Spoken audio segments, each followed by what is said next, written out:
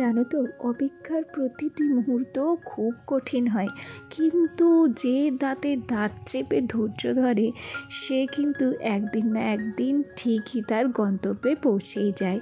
নমস্কার, কেমন আছো সবাই? আশা করছি সবাই ভালো আছো, আর আমরাও বেশ ভালো আছি। আমি রিমি। আজকে আমার আরও একটি নতুন ভ্লগে তোমাদের সবাইকে অনেক অনেক স্বাগত জানাই। কথা বলতে কি জানো, শুধুমাত্র আমি একা বলবো না, এই কথাটি প্রত্যেকটি গৃহিণীর মুখে, প্রত্যেকটি মানুষের মুখে শুনবে যে কোনো অনুষ্ঠানের আগেও আমাদের খুব কাজের চাপ থাকে, আর যে কোনো অনুষ্ঠানের পরেও আমাদের কিন্তু ভীষণ কাজের চাপ থাকে। দেখোই না, অনুষ্ঠান শেষ হয়ে গেছে তবুও যেন গুছিয়ে কাজ করা শেষ হচ্ছে না। সকাল থেকে এতটা পরিমাণ কাজের চাপ ছিল, কোনোভাবেই ভিডিও কিন্তু শ্যুট করতে পারিনি। তার উপরে ফোনটাও না আর লোড নিতে পারছে না। গ্যালারি শুধু ক্লিয়ার করেই যাচ্ছি আর গ্যালারি ফুল হয়েই যাচ্ছে, স্পেস যেন পাচ্ছেই না, সেই জন্য ভিডিও শ্যুট করা হয়নি। একেবারে সমস্ত কাজকর্ম সেরে ফোনটাকে ঠিক করে তারপর এই যে স্নান করে চলে এলাম ঘরে। তার আগে সকালে তো রান্না বান্না, খাওয়া দাওয়া, ধোয়া মাজা, কাচাকুচি সমস্ত কিছু হয়েছে। কিছুই আর আজকে তোমাদের সঙ্গে শেয়ার করিনি, তবে যতটুকু যাই শেয়ার করব, স্নানের পর থেকেই শেয়ার করব। সেই ফাল্গুনের টান চলে এসেছে, তাই না? দিনের বেলা গরম, আর রাত্রেবেলা কিংবা বিকেলের পর থেকে কিন্তু ঠান্ডা লেগেই যায়। আর এই যে হাওয়াটা টানছে, এতে করে গা হাত পা দেখবে অনেক শুষ্ক হয়ে যায়। এই বডি অয়েল মেখে স্নান করার পরেও একটু করে কিন্তু বডি লোশন গায়ে না মাখলে চলেই না। যাই হোক, এই দেখো স্নান করে সিঁদুরটাকে পরে নিয়েছি, তারপর চুলটাকে আঁচড়ে গায়ে একটু বডি লোশন মেখে নিলাম। সোনাকে এখন একটু দুধ দিয়েছি, ওকে সকালবেলা একটু ভাত খাইয়েছিলাম আর একদম সকালে সুজি খাইয়েছিলাম। মাঝে দুধ কমপ্ল্যানটা আর খাওয়ানো হয়নি, তাই ছেলেটাকে স্নান করিয়ে দিয়েছি। আর এখন জানো তো, মাঝে মধ্যে না ও একা একা হাতে করেই দুধটা খেয়ে নেয়। সাথে করে যদি 4টে বিস্কুট দেওয়া যায় তাহলে তো কোনো কথাই নেই। এই দেখো, বললাম না যে সকালবেলাতে ধোয়া মাজা কাচাকুচি সমস্ত কিছু হয়েছে। যে সমস্ত থালা ঘটি বাটি হাঁড়ি থেকে শুরু করে সমস্ত কিছু ধুয়ে দিয়েছিলাম, এগুলোকে জল ঝরাতে দিয়ে বেশ ভালো করে শুকনো করে নিয়েছি। এখন এই গামলাটাতে সমস্ত কিছু তুলে নিচ্ছি, এটাকে নিয়ে যাব রান্নাঘরে, তারপরে সেটাকে আবার কিন্তু র্যাকে সাজাতে হবে। এই সারাদিন খুঁটিনাটি কাজকর্ম করতে করতে দিন কিন্তু একদম জলের মতো গড়িয়ে যায়। আর বাচ্চা কাচ্চা সামলে জানো তো, মনে হয় যেন সময়ই পাই না। আর এই সমস্ত সাংসারিক কাজের চাপে নিজের যত্ন নেওয়ার কথা তো প্রায় ভুলেই গেছি। আচ্ছা, কোন কাজে কষ্ট নেই বলো তো? সব কাজেই তো কষ্ট আছে। মূল্যবান সব কিছুতেই অনেক কষ্ট করতে হয়।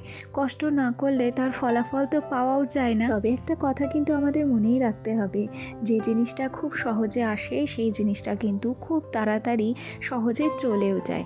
আর সফলতা কখনো সহজে পাওয়া যায় না, জানো তো? নিজের স্বপ্ন পূরণ করতে গেলে কিংবা যে কোনো কাজে সফল হতে গেলে অবশ্যই কিন্তু কষ্ট করতে হবে, সেই সাথে ধৈর্যও ধরতে হবে।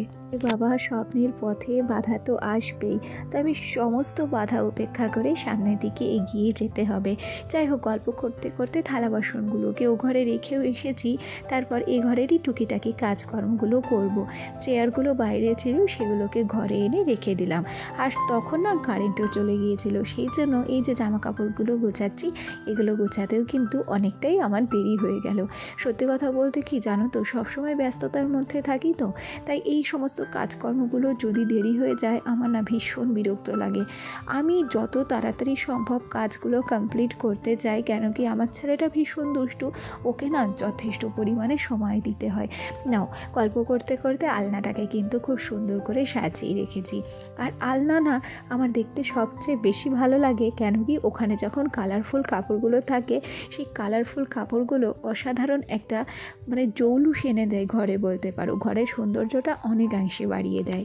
আজকে ভাবছি এই তক্তাটাকে একটু সুন্দর করে ঝেড়ে ঝুড়ে পরিষ্কার করে নিই। এই 4-5 দিনে তক্তাটাকে আমি ঝাড়তেই পারিনি, পরিষ্কারও করতে পারিনি। স্বাভাবিক, টিনের ঘর, ধুলো তো জমবেই, তাই একটু ধুলো ঝেড়ে নিলাম। আর তারপরে সোনার কসমেটিক্সগুলো আমি কিন্তু এখানে সুন্দর করে সাজিয়ে রাখবো। সত্যি কথা বলতে কি জানো, এখান থেকে যবে সে স্টিলের র্যাকটা নামিয়েছি তবে থেকে না এই জায়গাটা আরও সুন্দর লাগে দেখতে। স্টিলের র্যাকটা আপাতত আমার কাছে পড়েই রয়েছে, ওটা এখনও পর্যন্ত কোনো কাজে ব্যবহার করতে পারছি না। তবে ভাবছি যে ওটাকে কোন জায়গায় সেট করা যায়, আর ওটার মধ্যে কী এমন দরকারি জিনিস রাখা যায় যাতে আমার ওই র্যাকটা বেকার বেকার নষ্ট না হয়। এই ছোট্ট টবটা দেখো, এই টবটা না ভারী সুন্দর লাগছে দেখতে। আসলে আমাদের ওই বাড়িতে এই টবটা ছিল, আমার ছোট্ট ফুলদানি রাখা ছিল। ফুলদানিটা যেহেতু খুলে গেছে, তাই ভাবছি কি যে টবটাই ও বাড়িতে নিয়ে যাই।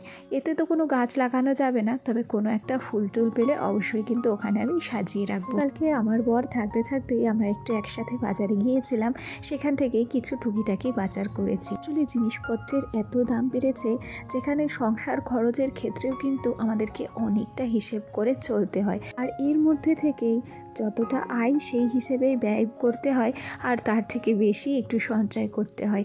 আসলে মধ্যবিত্ত সংসারে সঞ্চয় না করলে কোনোভাবেই চলে না, জানো। ভবিষ্যতের ভাবনা ভাবতে হয়। গল্প করতে করতে এই আটাটা দেখো, এটা হচ্ছে রাগির আটা। এটাকে আমি অর্ডার দিয়েছিলাম অনলাইনে। আসলে আমার বরের একটু ব্যথার সমস্যা রয়েছে, সেই জন্য তাকে আর গমের আটা দেবো না। যদিও বা 1 প্যাকেট গমের আটা কিনে রেখেছি, তবে রাগির আটার রুটি বর্তমানেও খাচ্ছে। আর এদিকে চা থেকে শুরু করে বিস্কুট, ছেলের জন্য কিনেছি পাস্তা এখানে 1 কেজি কিনেছি, কেন কি খোলা কিনতে গেলে 10 টাকা শ নেয়। আর যখনই 1 প্যাকেট নিয়েছি 1 কেজি, তখন এটা কিন্তু 60 টাকা পড়েছে। সেক্ষেত্রে দেখো আমার 40টা টাকা সেভ হলো।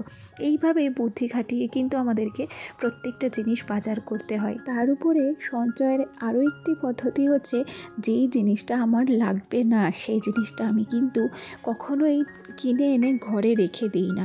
যখন যেটুকু দরকার হয় তখন কিন্তু সেটুকু হিসেবেই বাজারঘাট আমি করে রাখি। তো এইভাবেই যদি মুদিখানা বাজার করা হয়, তাহলে মাসে অন্তত কিছুটা পরিমাণ টাকাও কিন্তু ডানে রাখা যায় মানে হচ্ছে সঞ্চয় করা যায়। আর উপরে জানো তো, আমরা বড়রা যা খাই, বাচ্চাদেরকে তো আর খারাপ খাওয়ানো যায় না। সেখানে একটা বাচ্চার পেছনেও কিন্তু প্রচুর টাকা খরচা হয়। তার খাবার দাবার থেকে শুরু করে সমস্ত কিছুই কিন্তু আমাদেরকে উন্নত মানের জিনিসই কিনতে হয়। যাই হোক, গল্প করতে করতে এদিকে কিন্তু মুদিখানা বাজারগুলো আমি গুছিয়ে নিলাম। এই যে চিড়েটা নিয়ে এসেছিলাম, সেই চিড়েটাকে আমি না একটা কৌটোর মধ্যে ঢেলে নিলাম। এই কৌটোটা যেন আমার মা কিনে রেখেছিল আমাদের জন্য, আমার বোনের জন্য। কৌটোগুলো মাত্র 20 টাকা করে নিয়েছে, কিন্তু কৌটোগুলো কিন্তু ভারী সুন্দর, জানো। আর এদিকে দুপুরবেলায় কি করেছিলাম, কিছুটা পরিমাণ গাজর, কিছুটা পরিমাণ বিট আমি কেটে রেখেছিলাম। একা হাতে সব দিক সামলাতে হয়, তাই তাড়াহুড়ো করে কাজ করতে ইচ্ছে করে না। তাই দুপুরবেলা ভাবলাম কি সবজিগুলো আমি কেটে রাখি, এইভাবেই ফ্রিজে স্টোর করে রাখবো। তাহলে কি হবে, পরদিন সকালে আমাকে নতুন করে আর সবজি কাটতে হবে না, মানে পিল করতে হবে না। একদম ডাইরেক্ট ছুরি কাঁচি কিংবা বটি দিয়ে সেগুলোকে কেটে নিলেই কিন্তু আমার অনেকটা সময় ওখানেই বেঁচে যাবে। তাই এগুলোকে আমি খোসা ছাড়িয়ে ফ্রিজে রেখে দিলাম। আর এদিক থেকে গতকালকে কিছু ফল আনা হয়েছিল, এগুলোকেই আমি ঝুড়িতে তুলে রাখছি। ফলের মধ্যে আমার ছেলে কিছুই ভালো খায় না, তবে এই যে মৌসুমি লেবুর একটু জুস করে দিলে খেয়ে নেয়। যাই হোক, ভিডিওর এ পর্যায়ে এসে তোমরা কারা কারা আমার সাথে আছো জানি না, তবে যারা এখনও পর্যন্ত লাইক করোনি প্লিজ একটা লাইক করে দিও। তবে আজ তাহলে আসি, কাল আবার দেখা হবে। সবাই ভালো থেকো, টাটা।